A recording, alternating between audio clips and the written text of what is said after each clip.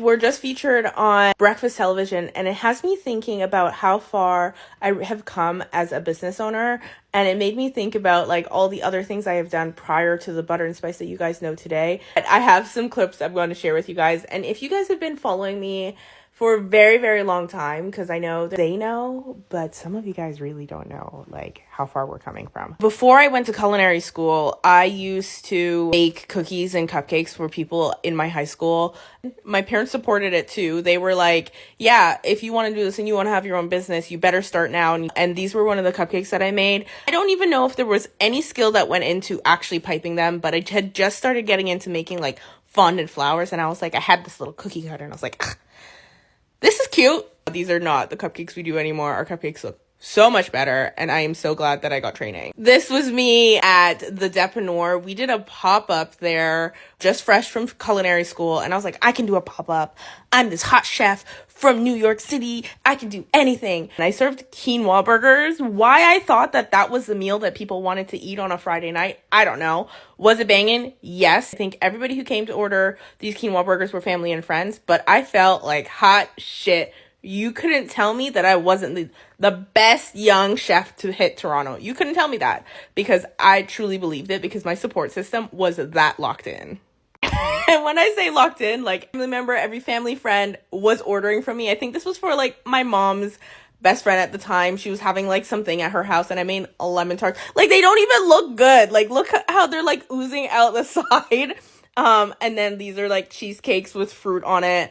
Nothing bad to say about those. Those really, really did slap. Our lemon tarts still slap, but we definitely don't make them like this anymore. And because I had such high confidence, I thought that I could be a private chef. Turns out that I actually don't love the culinary side of cooking as much. I like to cook at my house, but not for other people. This was like a fresh cucumber and dill salad. She was innovative. She was cool. Who is this person?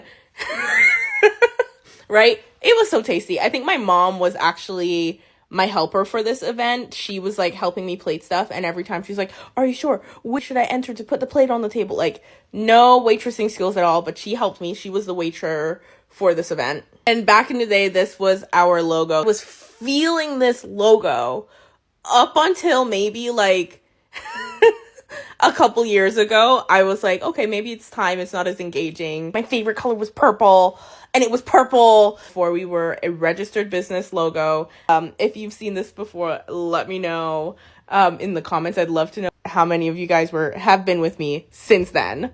I decided that private chefing wasn't for me, and I was going to try and teach. And I started with a kids baking class. Absolutely not. I do not like teaching.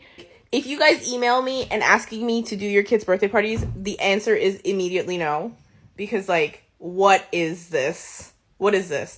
And then also, they were screaming so much. I was like 21, and I was like, I don't know how to handle this situation. Yeah, I tried it. Wasn't for me, but I did try. I did a like Mother's Day market, and I made these brownies for you guys. The minute I made these brownies, I was like, these are the best brownies I've ever made. I made these 7 years before I actually started a brownie business. Like, what?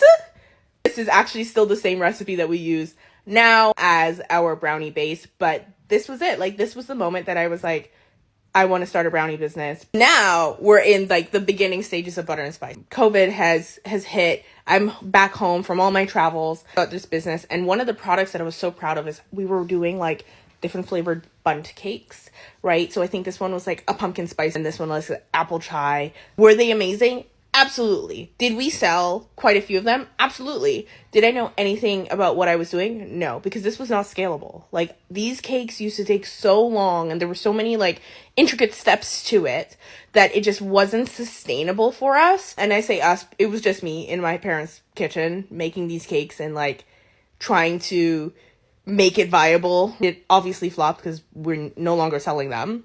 And finally, we've come full circle. We're back to the brownie.